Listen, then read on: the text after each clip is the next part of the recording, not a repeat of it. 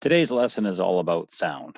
We know sound comes from a vibrating source. You see on the left here, I have a little animation of a speaker that's just vibrating back and forth, and it's creating a pressure wave in the air. That pressure wave is seen as sound to us because our ear catches that pressure wave and it delivers it to our eardrum, which causes our little bones to shake inside of our ear, which creates a little electrical signal inside the hairs of the cochlea, which goes to our brain. Our brain is what actually perceives it as sound. All it is just a mechanical wave that gets caught in the air and it gets converted into an electrical signal. So that is inherently all sound really is.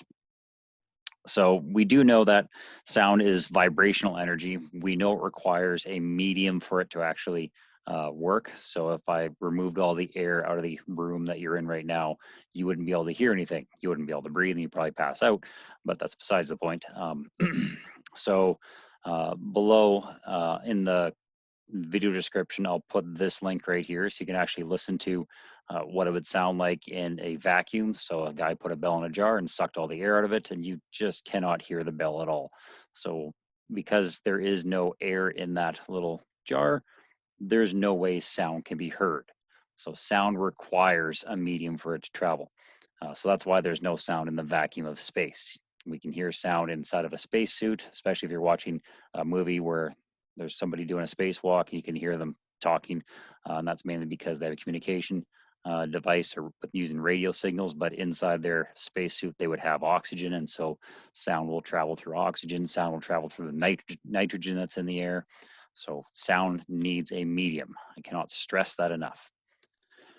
So we know that with the human range of hearing, we can hear sounds between 20 hertz and 20,000 hertz. So that's the approximate range of a human.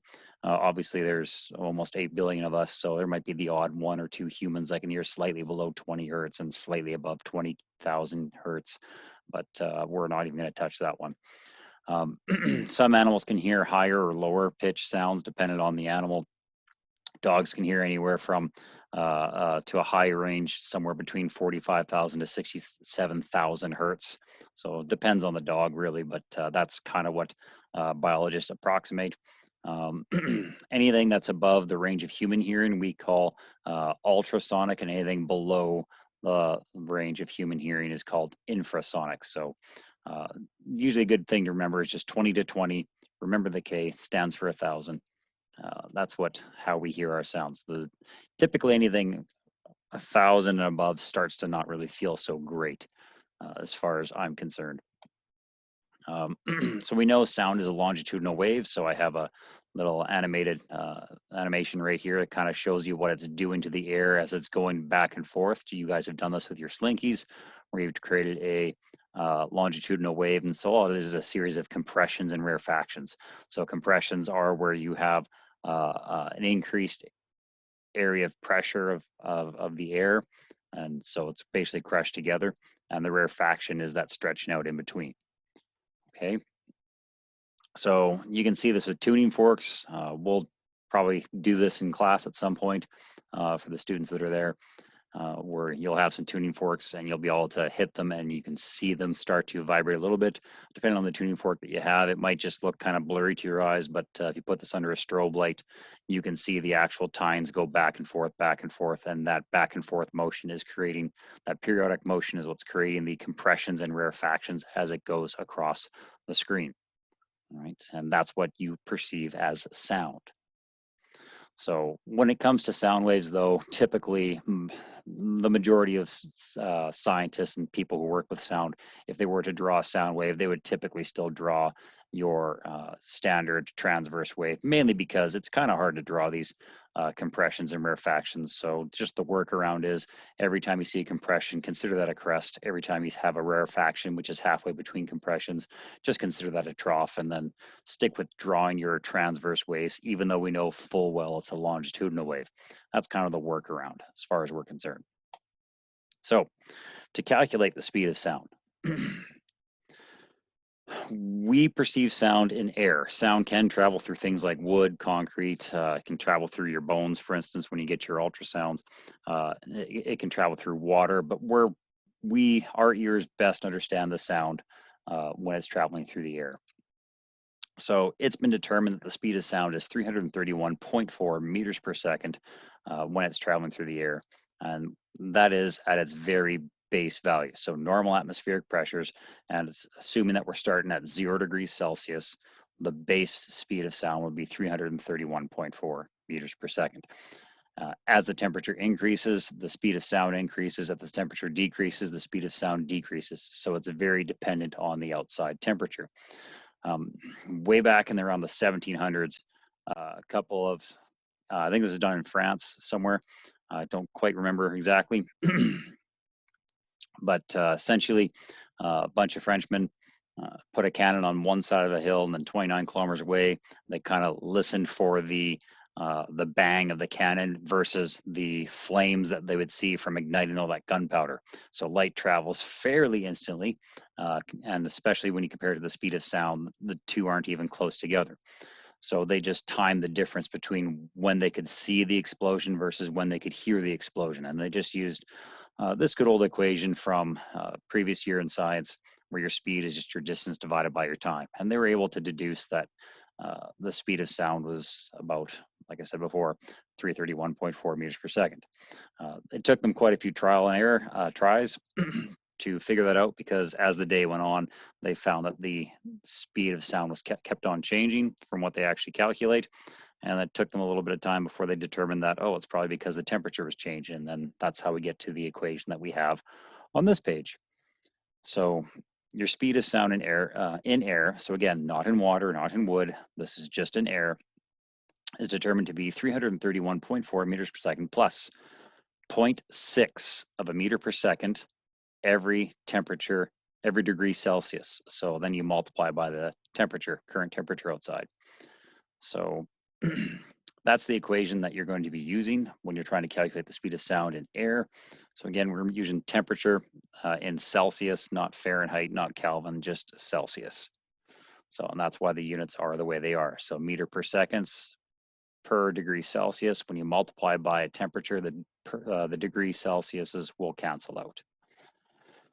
So a few minutes ago, I looked outside and I looked at the thermometer and saw that it was minus 5 degrees Celsius on this day in November, which is actually pretty nice and warm. It was a little bit colder the other day, but today it's just a nicer day. It's minus 5 degrees outside.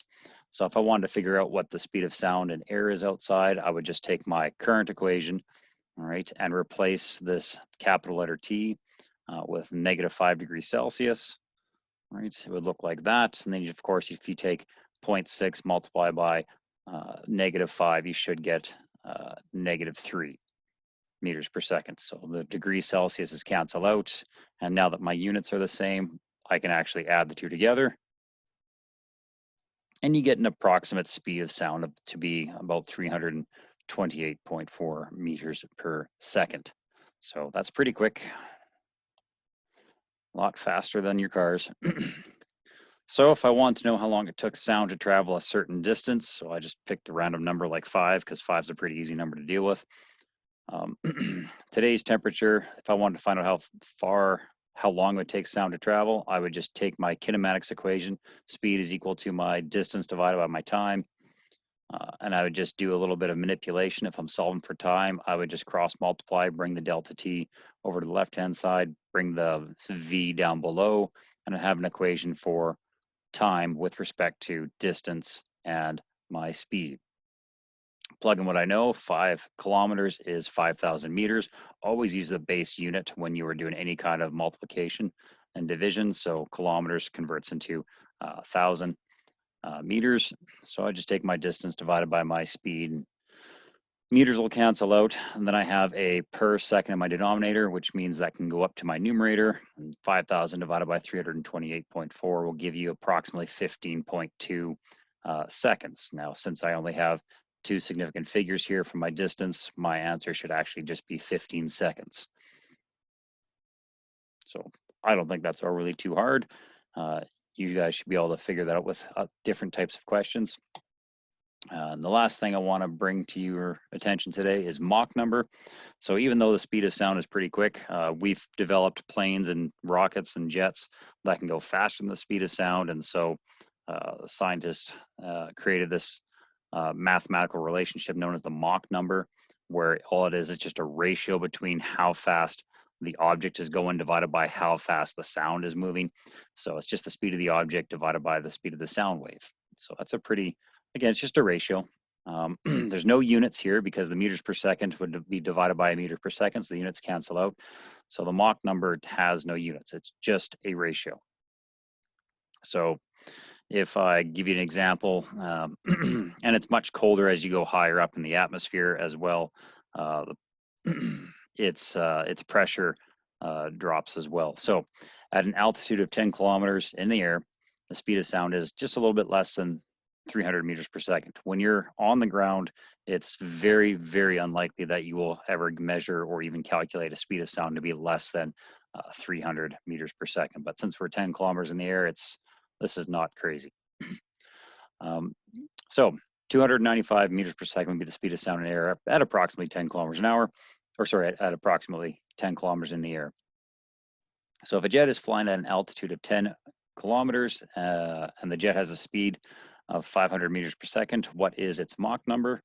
So we know what the speed of the object is. Okay, starting off with our equation, we know the speed of the object is 500 meters per second. We know we were given the speed of sound. Sometimes you won't be given the speed of sound. Sometimes it'll just be given the temperature. And so it'd just be up to you to calculate whatever the speed of the sound wave is. W for wave, O for object. So we just take your 500 divided by 295. Your meter cancels out, your per second cancel out, and you should be left with approximately 1.69 as your Mach number. So that's really all there is to it for the class with your speed of sound. So you should find this, I don't remember what page this is on. This is just a screen capture. I think this is page 1 actually. This will be the assignment I'll expect you to do. I think there's 8 questions on the page. My screen capture didn't get it all. You've got the equations posted for you, so you shouldn't have to dig through your notes to find them. This shouldn't take you too long to actually work through. So as always, if you have questions, just send me an email or come see me in class and I can help you out however you and figure out whatever your issue is. Okay, so good luck with that.